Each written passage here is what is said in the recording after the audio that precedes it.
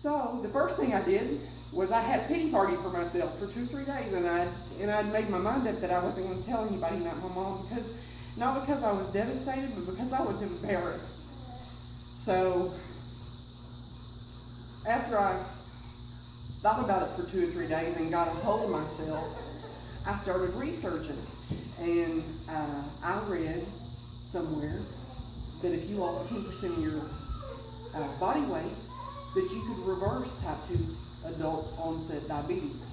So I just thought, I can do that. That's only, however many pounds. I was like, I can do that. Well, then after I thought about it more, I can remember I was in my house and it was in the evening and I was there by myself, and I just thought, a lot of times when I pray, it's more like a conversation. And anyway, I just told the Lord, I said, you know what? I said, if you'll help me, I will do everything in my power to be healthy and to have a longer life and to have a better quality of life. Because at that point, we say that I snored. I had sleep apnea. I mean, I literally would quit breathing. It would scare my mother if I went down to stay all night with her. She would come and check on me. And truth be told, I was probably not too far away from being in congestive heart failure.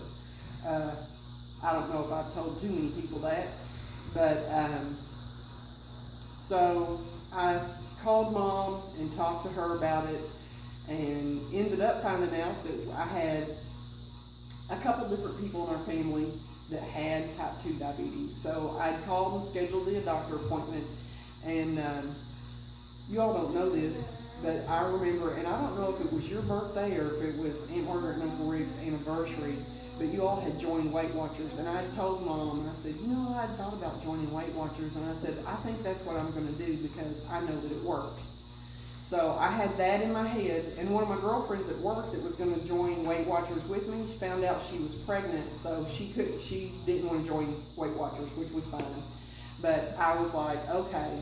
So I was just like, I need to formulate a plan because it's not going to happen by itself. So in my mind, this is what I thought. I made my follow-up doctor appointment. I'm going to join Weight Watchers. And so the first thing that I'm going to do is I'm going to quit drinking fountain Pepsis, because every day our local gas station is 5-star and they have the most delicious fountain Pepsis ever, and I would drink a 32-ounce Pepsi every day. And later on I learned more about carbs and sugar, and that was a very, very bad idea. But anyway, so I went to the doctor, and he is still my family doctor, and he is fabulous, and I love him, and everything just kind of started falling together. I went in there, and I asked him, I said, Dr. Scharf, I said, have you had any patients that have lost a certain percentage of weight, started a better, healthy lifestyle that has reversed type 2 diabetes? And he was just sitting there, and he said, Michelle, he said, are you telling me that you don't want to take medication? And I said, no. I said, I wouldn't do anything to jeopardize my health. I said, I just want to know in the meantime, if I'm going to join Weight Watchers and I lose weight and I start being active again, can I do this? And he said, well, we all have good intentions. That was the wrong thing to say to me. So I got fired up, and I sat there and I told him, I said, he was over there writing, and he was telling me what we were going to do as far as plan of action and stuff. And I just told him, and I said, look, I'm not trying to be icky or trying to be cruddy. And I said, you don't know me, you don't know anything about me. So you can write it down in your little notes, in 6 months to a year, I'm not going to take a drop of medicine, I promise. And he's smirking the whole time, which was firing me up even more. So I left there, and like a few days later, I went up to our first Weight Watchers meeting. And I weighed in, and I'd already lost 7 pounds. And I'm just going to say this. I just knew that I had to have a starting point. And I knew that I wasn't gonna cut out all this at one time, because, I mean, it's just a lot. I mean, it's a lot to wrap your head around, your human nature, and you have to make concessions that you can live with.